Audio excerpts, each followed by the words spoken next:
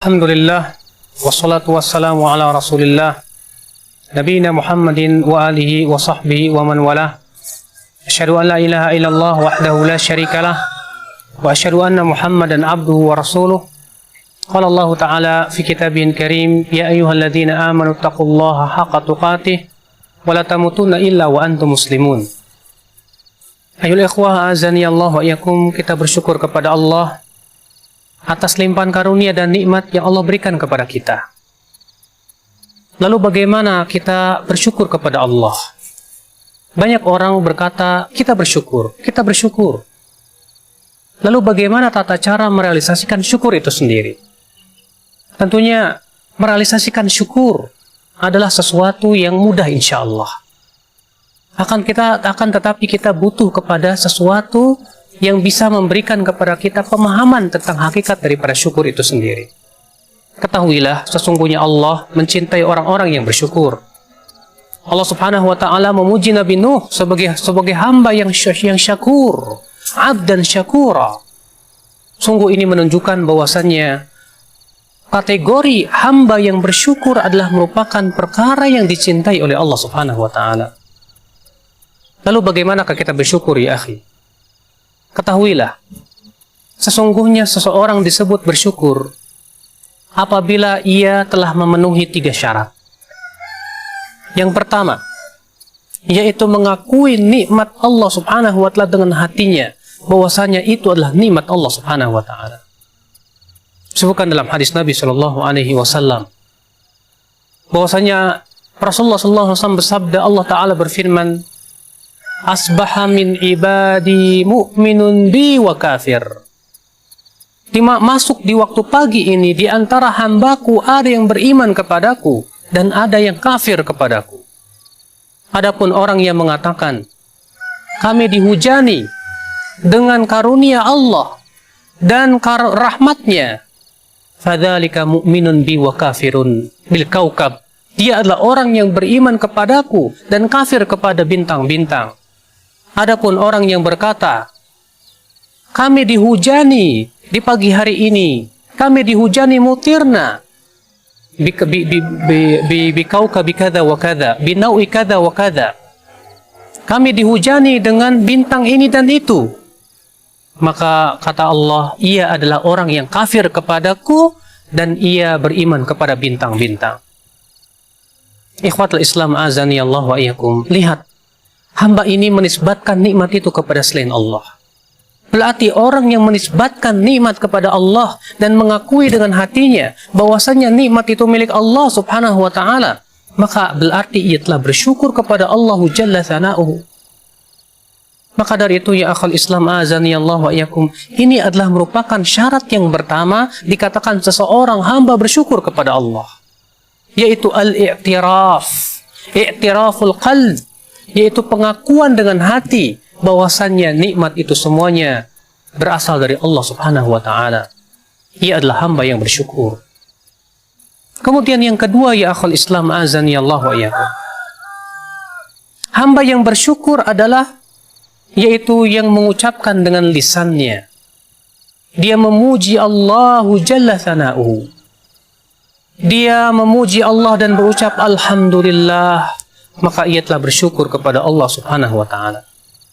Karena ya akhul Islam azani Allah wa iyyakum, Allah sangat suka dan sangat cinta untuk dipuji.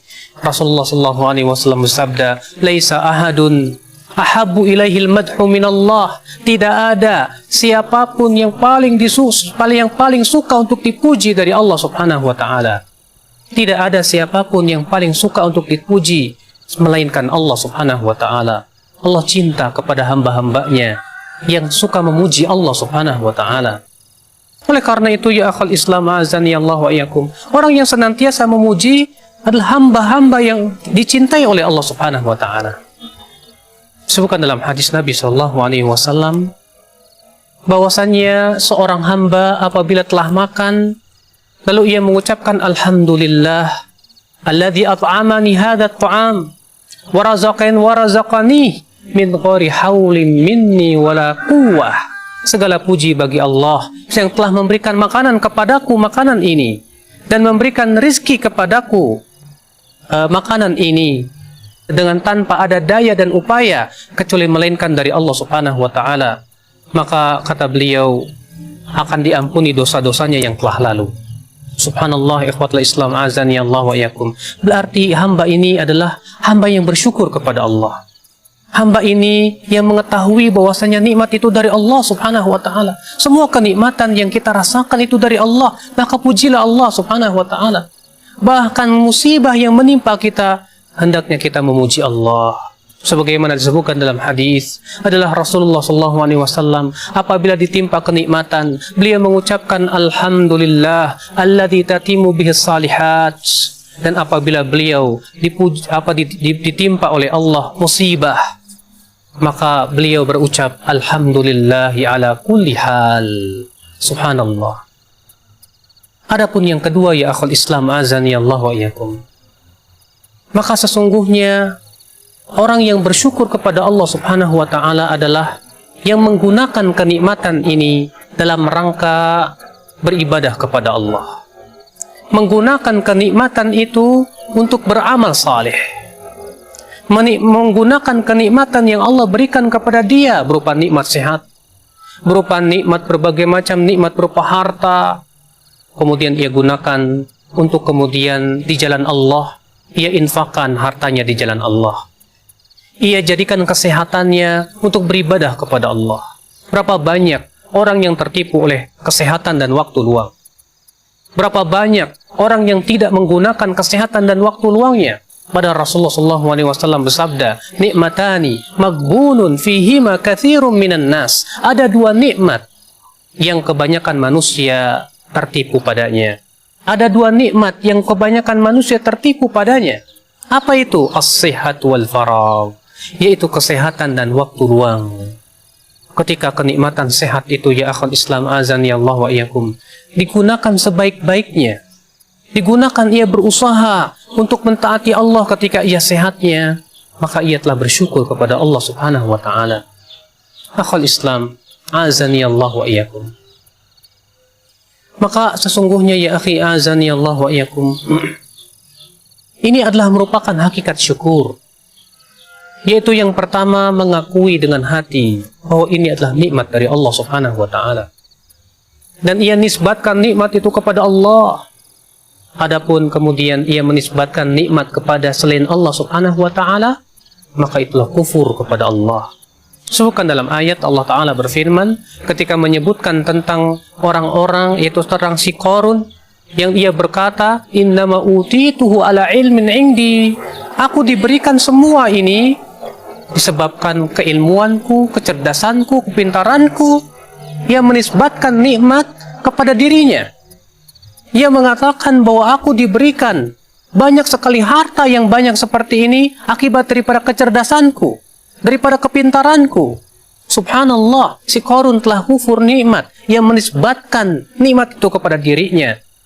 Andaikan ia menisbatkan nikmat itu kepada Allah Subhanahu wa taala, tentu ia menjadi orang-orang yang bersyukur. Akan tetapi ya akhwat Islam azani Allah wa iyyakum, seorang hamba tentunya mengakui bahwasannya nikmat itu dari Allah. Oleh karena itu ya akhi azani Allah wa iyyakum, termasuk kufur nikmat ketika ia menisbatkan nikmat itu kepada selain Allah Subhanahu wa taala. Pujilah Allah. Pujilah Allah yang telah memberikan nikmat kepada kita. Berapa banyak nikmat apabila kita hitung, kita tidak akan bisa menghitungnya. Wa in ta'uddu ni'matallahi la tuhsuha. Kalau kamu menghitung-hitung nikmat Allah, kamu tidak akan bisa menghitungnya. Ikhwatul Islam azani Allah wa iyyakum, seorang hamba ketika ia bersyukur kepada Allah, Allah akan tambahkan lagi. Allah berfirman, la in syakartum la azidannakum. Kalau kamu bersyukur, maka aku akan tambahkan untukmu.